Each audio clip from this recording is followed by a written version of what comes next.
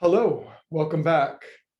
So the topic this week, if you haven't been around, is, or just for part of it, is the difference between bearing false witness and bearing true witness. So quick review, what's bearing false witness? Well, superficially, it's character assassination and lying about people. And at a more esoteric level, bearing false witness is expressing or demonstrating out to the world less than our highest truth, discouragement, depression, lack, scarcity, poverty, worry, fear, mediocrity, incompetence. This is bearing false witness. Now you might argue, no, you probably would argue, I would for sure, because whatever. I think that someone might argue and say, I'm not bearing false witness. This is the truth of my life. This is what's going on. How dare you say that that's being false? And I'm not saying, here's what I'm saying.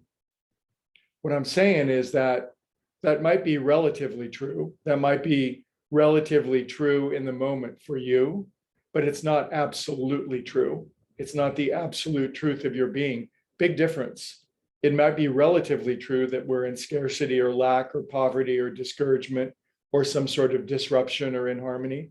And we could claim and beat our fists on the floor and say, no, it's absolutely true, and argue for your limitations convincingly enough, and they're yours.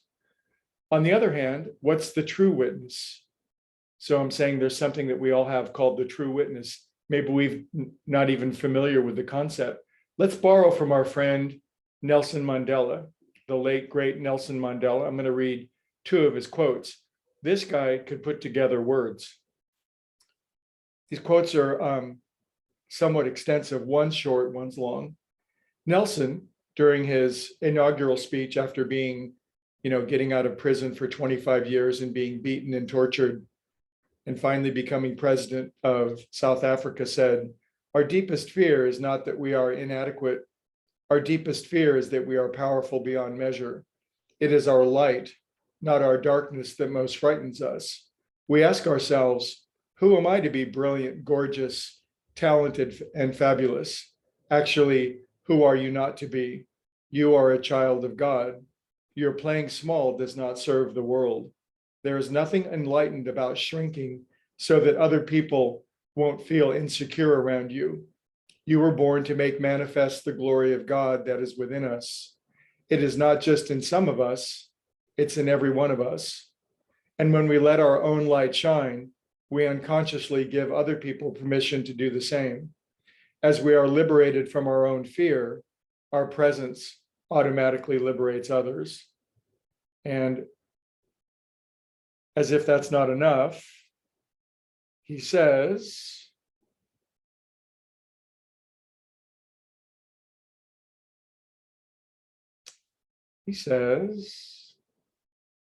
there is no passion to be found in playing small, in settling for a life that is less than the one you are capable of living. So I believe he's referring to what I would call the true witness, that what we could witness, what we could express out to the world. Now, it's obviously not completely black or white, and we're obviously on a scale moving upward, an upward spiral from bearing false witness to bearing true witness. But it's important to remember that we have this true witness, that we have this light, that we have this grandeur, that we have this magnificence. And it's important to be reminded about it, because life will make us forget the mundane day-to-day problems, and then we'll get sucked into the quicksand and quagmire of bearing false witness. And it's so sticky, and it's so easy to forget.